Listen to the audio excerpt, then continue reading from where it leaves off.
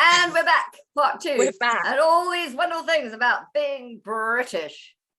We're back with a chitty chitty bang bang. No, keep calm and carry on. Keep calm and carry on.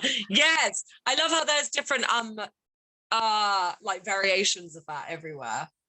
Well, yeah. You know, there is, especially with the COVID-19 pandemic, it's like, keep calm and stay home, like it's stuff like that. Keep calm and have all your cake and eat it. You know, there's different like variations. Well, I don't know. When I was growing up, it was a case of if the family had an argument or anything, anybody was sad and they were crying in the room, one parent or the other would come up to the room and knock on the door and open it and go, "We're having tea and cake. Would you like some?" Yeah. I love that. That's such a British thing, isn't it? Everything's amended with a cup of tea, she says, yeah, sipping her caffeine. Yeah. At the end of like, if we went over to like our friend's house for Christmas, or my parents' like friends or whatever, it's always at the very end of the meal, either tea or coffee and some biscuits, like to finish it all off.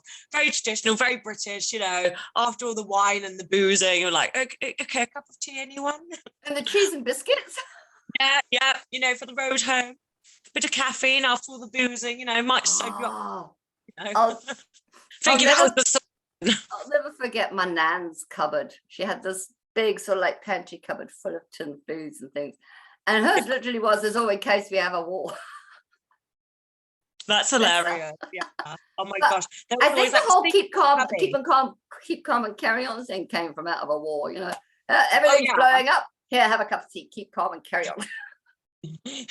All the chaos, let's sit down and have a cuppa. And there's bombs going off and there's like pistols going, but let's just sit down in the trench and have a cup of tea for a minute. Pretty much. We've got 5 minutes. Let's go, literally. Okay. You've got your dad who's British and your mom who's Native American. Yeah. I mean, what kind of music did you grow up with? And I'm just going to throw this one in there. No. You know, obviously the Beatles were a classic. Rolling Stones, Led Zeppelin. Kate Bush. My mum was a big. My mum was a big Kate Bush fan as well. Yeah. You know, those eccentric looking ladies. You know, let's see what else. Did I say the Rolling Stones, Sinatra? How about this one? Oh yeah, and then the classics like the musicals like Mary Poppins, you know. Yeah, I love that. That was my childhood right there, you know. Absolutely. Well, my favorite song from that is Supercalifragilisticexpialidocious. I just like, and I remember like, you know, that would be a test to me as a child. Like, can you try and spell that word, Jessica? And I'd be like, oh God, can I? You know. You know, we watched Mary Poppins, then my father and my mum would go to me and be like, Jessie, do you think you can spell out that word? A little bit of education, let's throw it in there for the children, and then throw a little bit of literature in there. But it's not even a real word. I know, and they still try and test me out, like, God, spell it. Don't be passive, learn. No, I absolutely loved Mary Poppins, all the classics like Oliver Twist, you know. Oh yes, Dickens, Charles Dickens. Yeah, and Chitty Chitty Bang Bang. Yeah, Chitty Chitty Bang Bang, that's it. You said it earlier. Yeah, you know, and that's going to be like ricocheting in my head now to the end of my days. I remember getting a little Chitty Chitty Bang Bang car for my birthday when I was 6. That's so cute. That's adorable. That's actually probably like a legacy now. You probably like, that's probably like a collectible. No, you know, because I got it like literally a month before I arrived in South Africa, and I had a whole bunch of birthday presents in this little vanity case, right? And we'd flown over, and it had survived the trip over from the UK to South Africa, and we were staying in this hotel at this town that we were moving to. Right. I'll try not to mention it here right now. And we were in a bunk bed. My sister and I were in bunk bed, so I was sleeping on the top, and I wanted my toys near me. So it was really hot, you know, even though it was an autumn, it was March. Yeah, long time ago, 1960s. Yeah. And it was, we'd gone from this sort of like cool spring to this boiling hot winter, autumn on the other side of the world, and we'd opened the windows and yada yada, and we didn't know whether it had dropped out of the window. Yeah. And somebody just picked it up and walked off with it. Oh. Or whether, I mean, or whether somebody literally shimmied up the freaking drain pipe and nicked it out my freaking window. Oh my God. Even like the old British toys, like back in the day, you know, even all those things growing up as kids. Remember Furbies and all that jazz? I was too old for Furbies. No, gosh. That's your gen, not my gen. That was like the golden egg to get on your birthday, was a stupid bloody Furby. And those things creep me out because I remember going to my friend's house, it was my sister's mate's house, and we were all just relaxing. And all of a sudden, like, Furby was like, love me. And it just like started talking out of nowhere. I was like, that's not creepy at all. Its eyes like blinking, like it's like, I mean, the dolls of my era sort of like were spreading around everybody. You know, we had sort of like the Barbie doll and the Cabbage Patch dolls. But the Cabbage Patch Kids, I remember think those. I was actually a bit old with the Cabbage Patch as well. I think they were more 80s, or I was in my teens and didn't care. In fact, I didn't really like dolls. No, I was more of like, I like to collect things like dinosaurs. I was like a proper little tomboy, like, and animals and stuff like that. I was like, forget the Barbie. And like, if I probably had a Barbie, I'd probably like cut all her hair off and make her like into a tomboy like me. Like, she's not wearing pink, not on my watch. Like, you know, dissecting the clothes off. Do get that pink crap. So it doesn't really, when it comes to toys, it doesn't really matter where you grow up. You know, somebody's going to sell you, and they're kind of like all the same. You know, there wasn't anything different about that as far as being British, even though I was being British raised in South Africa. However, I found that my mom would still give me those, you know, we still get sort of like very traditional British food, and we still have a roast on Sunday. I mean, there it is, middle of freaking summer, and we're having a roast on Sunday. For goodness sake, traditional. I used to. I said that to my British, the British guy I was mentioning earlier the other day. Like, I miss a roast dinner. That was like such a tradition. Like every Sunday, and I'd go to my old man, I'd go to my mum, and be like, "Oh, are we having roast dinner tonight?" And it would be like, "Yes, we are." I'd be like, "Yeah." But that was the problem with growing up British in South Africa, because on a Sunday after church, we wanted to go down to the pool, the public swimming pool. We wanted to be anywhere but sitting, having Sunday lunch, still dressed in our Sunday best. Oh, no. I mean, and it was very traditional, but you can't necessarily take, I mean, my mom did stop after a while. By the time we got to be teenagers, you know, she couldn't control us or what we were eating by that stage of the game.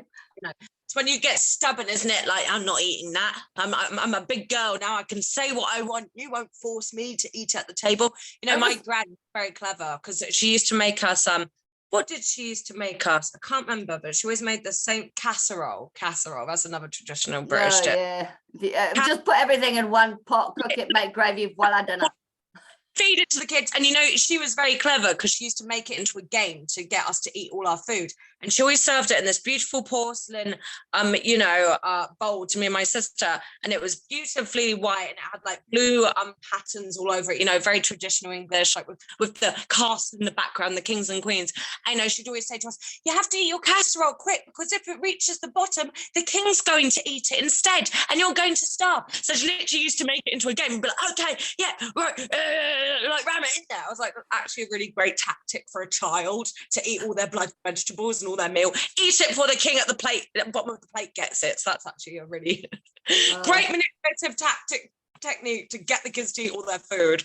I was quite happy with the English food now, Marmite on toast and stuff like that. It was when Mom decided she was going to cook something exotic like spaghetti bolognese. Like, no, I don't want spaghetti, and don't put mushrooms.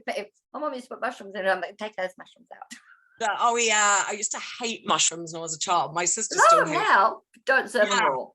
Now I love them. Like, I love mushrooms. An English breakfast. Yes.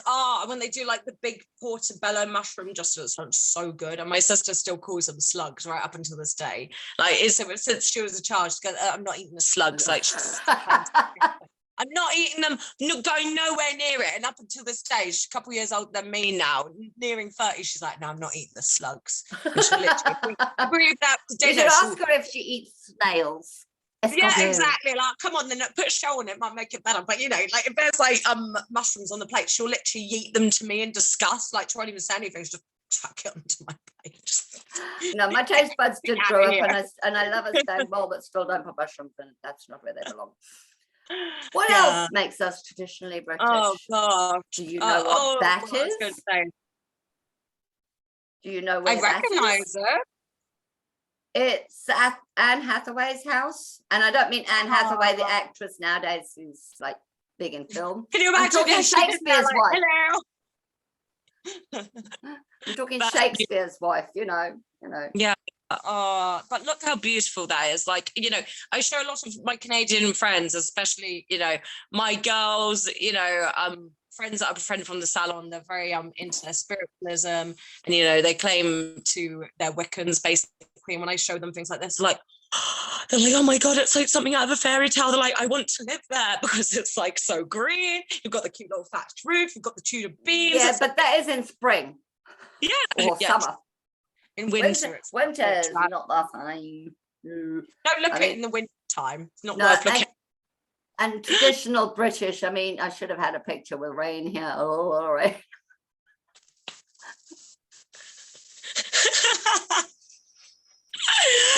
Rain. Kissing in the sky with diamonds. No, it's rain. It's rain. It's not diamonds, damn it. I wish it was raining diamonds. Well, actually, no, if it was raining diamonds, it'd probably poke you in the eyeball. Probably. Like, yeah, we're rich now. Don't look in the sky. Wear your little umbrella hat, just go out of the basket and catch them. And that's funny because we were just mentioning that before we went back onto video here. I think like the Beatles, like Lucy in the Sky with Diamonds, you could tell that was just like around that era where they were just getting high and like writing whatever came to their head. Like Lucy in the Sky with Diamonds, I do see the same thing that I'm seeing, like hallucinating or like a strawberry fields forever. Well, I don't mind the strawberries so much as long as I'm eating them, not walking through them. Melody, even strawberry fields forever. Like you're just imagining rolling around fields, just singing. We all live in a yellow submarine. I didn't have one of those pictures either. Although saying this, I've got a pretty background. Beautiful. So, being British, we are British. We are British wherever we go, and we're terribly sorry that we expect everybody in the world to speak English because we're such peasants. Yes, we are. So here we go. Let's keep calm and carry on. Please like and subscribe. We are Tea and Taboos. Yeah. We'll be back. Love us madly. Chit-chatting away about whatever we damn well please, basically, because that's what we do here at Tea and Taboos. We talk about whatever we want. Anyway, tune into our channel, guys. As the lady said, like and subscribe. And Tracy, take it away. Well, bye-bye, Alana. I'm not taking it anyway. I gotta go cook dinner. Oh, okay. Me too, actually. And guess what? I'm cooking a casserole. Yeah. Love it. Leaving it on a great British note.